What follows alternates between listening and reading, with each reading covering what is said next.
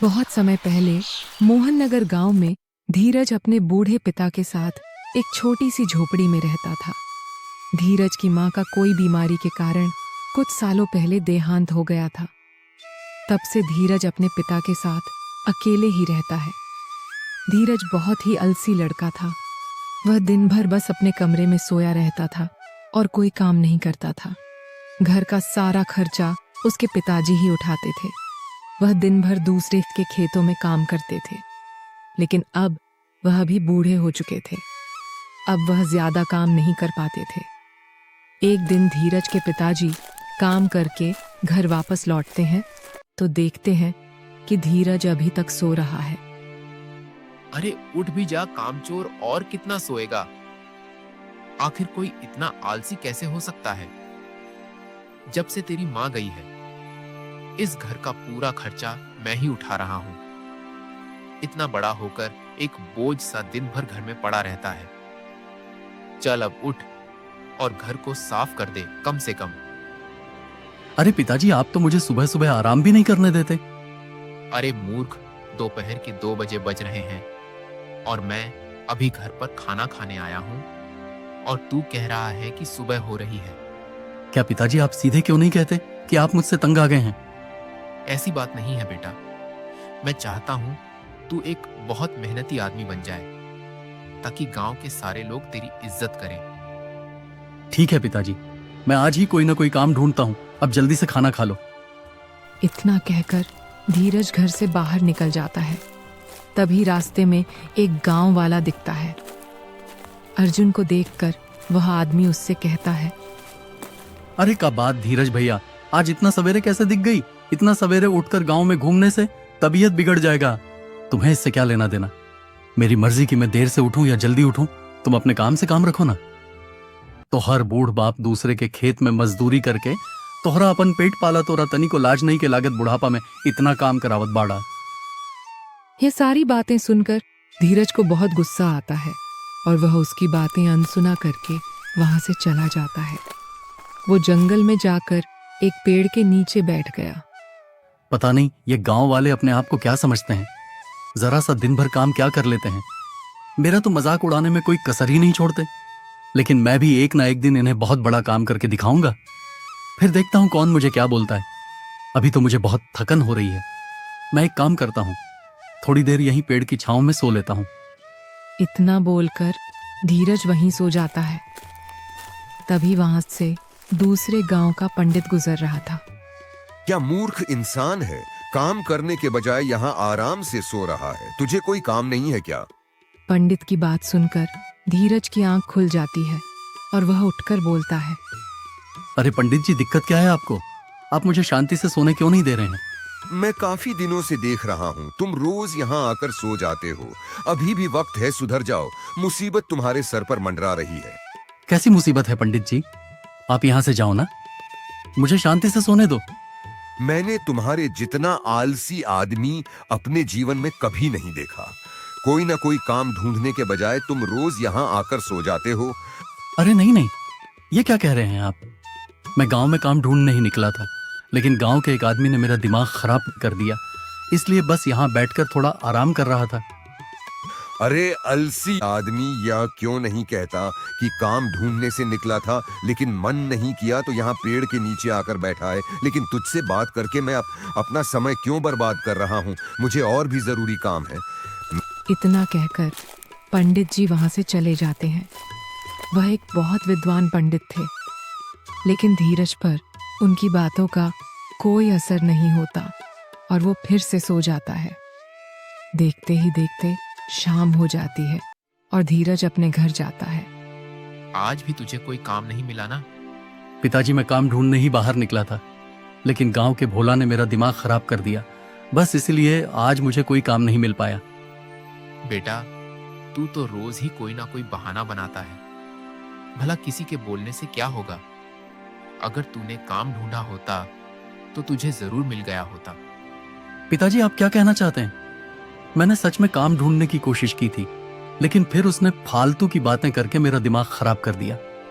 आप चिंता मत कीजिए, मैं कल फिर से जाऊंगा और कोई ना कोई काम जरूर ढूंढूंगा। इतना कहकर धीरज खाना खाता है और सो जाता है। अगले दिन सुबह खाना खाकर धीरज काम की तलाश में निकल जाता है और हमेशा की तरह जंगल में जाकर उसके पेड़ के नीचे सो गया।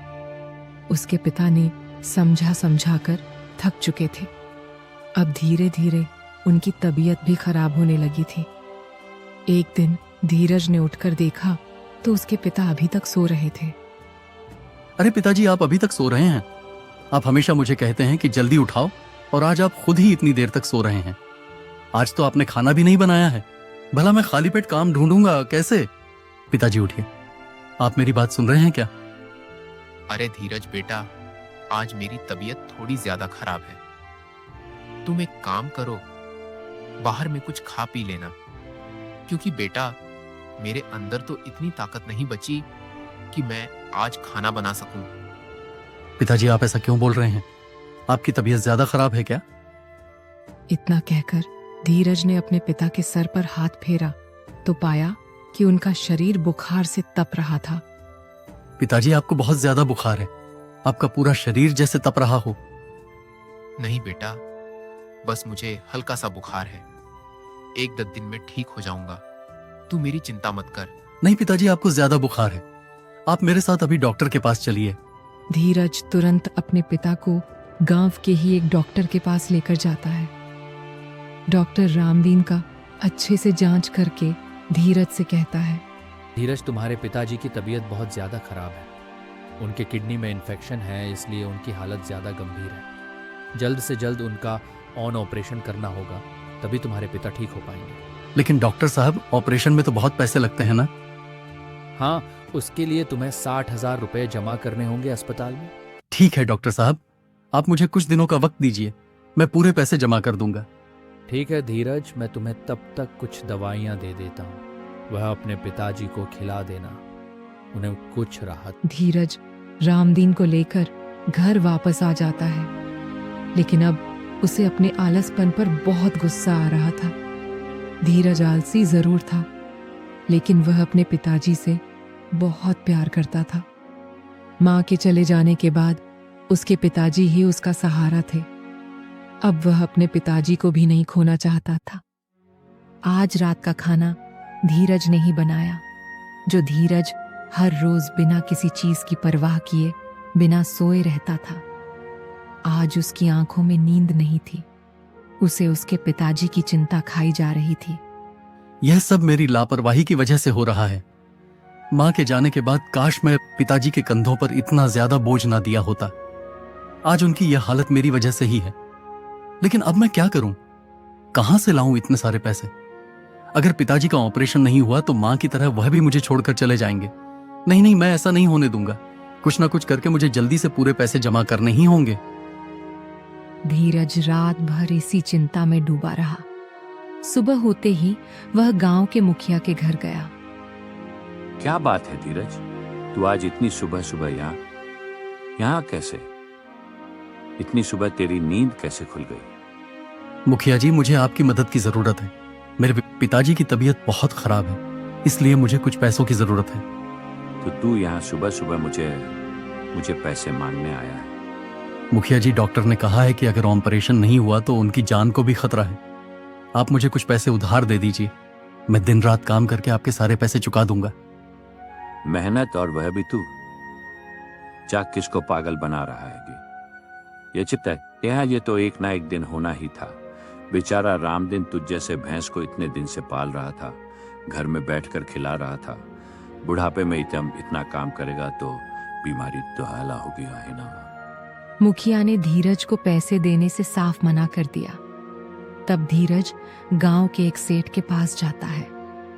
वह सेठ गांव का सबसे अमीर आदमी था। उसके पास बहुत सारी जमीन थी। गांव का हर व्यक्ति धीरज की आदतों से परिचित था। धीरज को देखते ही सेठ मोहनलाल बोला, अरे वह भाई धीरज, आज तू इतनी जल्दी यहाँ कैसे?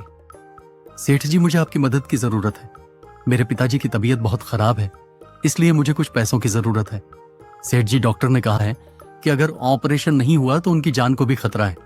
आप मुझे कुछ पैसे उधार दे दीजिए, मैं दिन रात काम करके आपके सारे पैसे चुका दूंगा। कृपया मेरी मदद कर दीजिए। इसके बदले चाहे आप अपने खेतों में मुझे जितने साल भी काम करवा लेना, मैं करने को तैयार हूं। अरे, तुझे सुबह सुबह पागल बनाने को मैं ही मिला था क्या?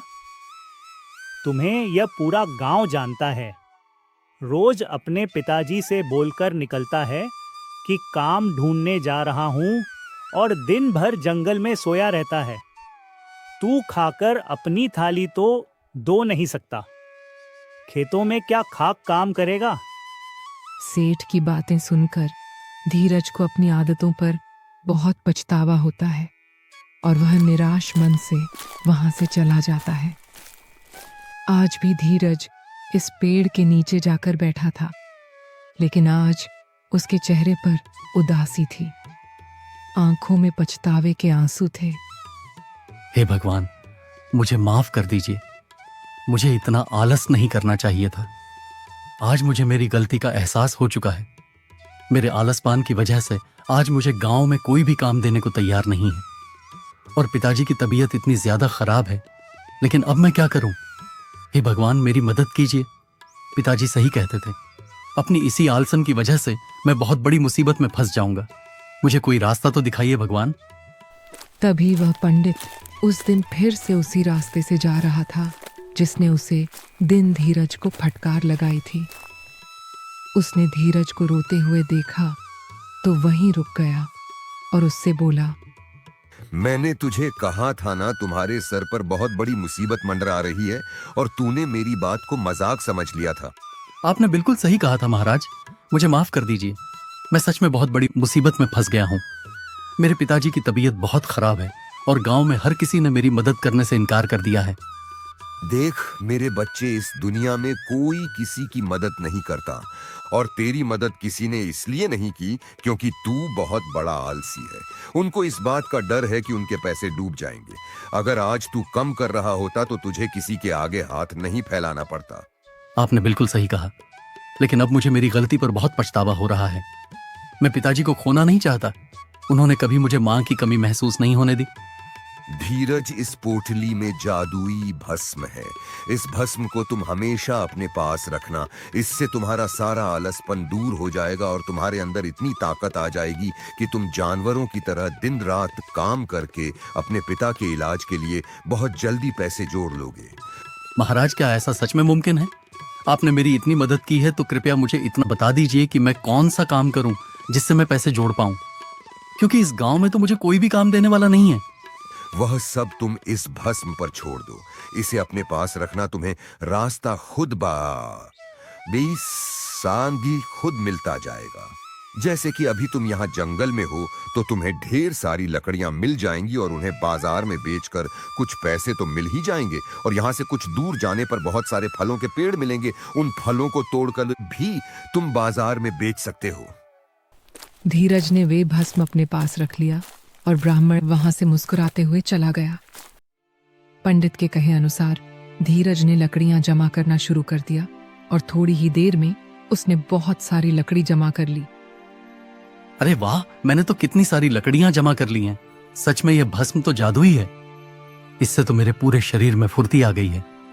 इतना कहकर धीरज सारी लकड़ियां लेकर गांव में गया और उसकी सारी लकड़ियां बिक गईं।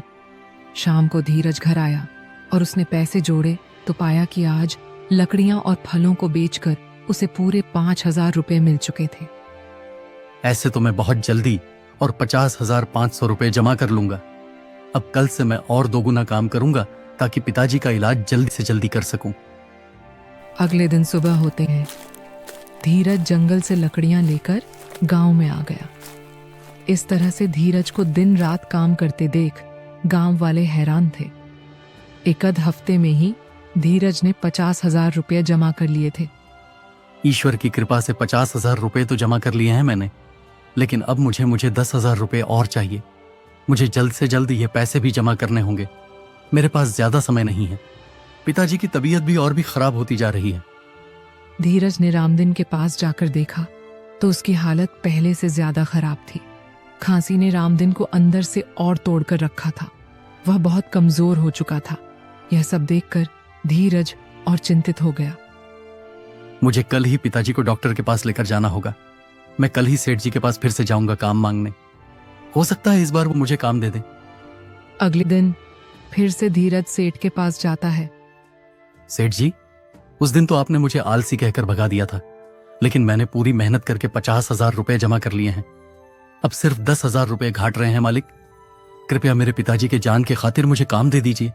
उनकी तबीयत बिगड़ी जा रही है। मैं दिन रात काम करूंगा मालिक, कृपया मुझे कम पर रख लीजिए। अच्छा ठीक है धीरज, मैं तुम्हें पैसे तो दे दूंगा, लेकिन उसके लिए मेरी एक शर्त है। तुम्हें मेरे खेतों को जोतना पड़ेगा। जितने बीघा खेत तुम जोतोगे 10,000 में तुम्हें दूंगा। मंजूर है तो बोलो। ठीक है मालिक, तो मैं अभी से ही काम शुरू कर देता हूँ। आपका बहुत बहुत धन्यवाद मालिक। दिल में अपने पिताजी को बचाने की उम्मीद लिए हुए धीरज खेतों में हल चलाना शुरू कर देता है। दिन भर बिना आराम किया वह खेतों में काम करता रहा।